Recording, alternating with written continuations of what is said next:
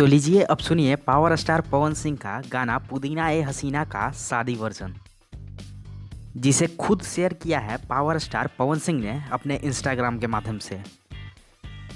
Power star Pawan Singh का गाना पुदीना ए हसीना लोगों में इतना पॉपुलर हो गया कि हर एक बच्चे को, हर एक युवा को और यहाँ तक कि सभी वर्ग के लोगों को बहुत पसंद आ रहा है, क्योंकि यह बहुत ही ज़्यादा हंसी वाला गाना है, कॉमेडी टाइप का वीडियो है। जब ये गाना सभी को पसंद ही आ रहा है तो क्यों ना भला इसका शादी वर्जन बने। जब पवन सिंह ये जान रहे थे कि ये गाना पुदीना ये हसीना सभी को इतना ज़्यादा पसंद आ रहा है, तो पवन सिंह को चाहिए था कि वो इसका दूसरा वर्जन भी लाए, लेकिन नहीं, पवन सिंह तो ऐसा नहीं कर पाए। तो फिलहाल दर्शकों ने ही सोचा कि इसका दूसरा वर्जन बना लिया जाए, तो दर्शक ही इसका दूसरा वर्जन शादी वर्जन बनाया और खुद ही गा रहे हैं और खुद ही सुन रहे हैं। आपको बता दें कि ये जो गाना जो दर्शकों ने बनाया है, ये पुदीना ए हसीना का शादी वर्जन गाना है, जो कि पुदीना ए हसीना की तरह ही वायरल हो रहा है और सभी को पसंद भी आ रहा है। आपको यह बता दें कि पवन सिंह ने इस वीडियो को शेयर करते हुए लिखा है कि शादी मुबारक हो भाई, ब्याह गीत अच्छा लगल सुन के। और पवन सिंह ने मजाकिया अंदाज में ये भी कहा है कि पुदीना भाई को हसीना मिलने वाली है। पवन सिंह के इस वीडियो पोस्ट में लाइक कमेंट की भरमार हो रही है। जब आप इन कमेंट बॉक्स को खोलकर देखेंगे तो इसमें पुदीना गाने के लिए उसके प्रति दीवानगी दर्शकों में देखने को मिल जाएगी।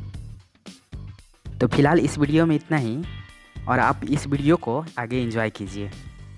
आइल बाड़ हमारी गलिया कने बाड़ सरवा साले, आइल बाड़ हमारे गलिया कने बाड़ सरवा साले। देखो ना तो दीदिया के कोई सन भइल बाहलिया, देखो ना तो दीदिया के कोई सन भइल बाह। बता बेचैनी दादा मुश्किल भइल बा जीना जीना।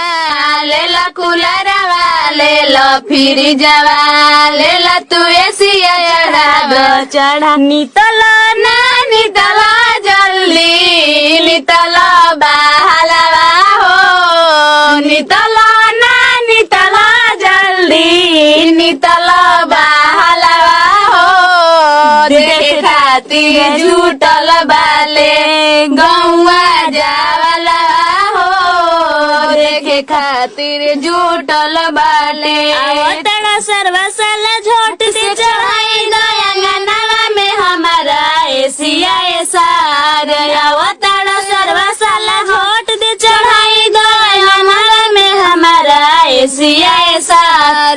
तो हम कोई दे तोहर बदनामी झोट दे पहनाई दसी कड़िया सार। न तो हम कोई दे तोहर बदनामी झोट दे पहनाई दसी कड़िया सार। ले लसी कड़िया ले लो अंगूठिया ले लसी लरवा ले लो फिर जवा ले लो अंगूठिया।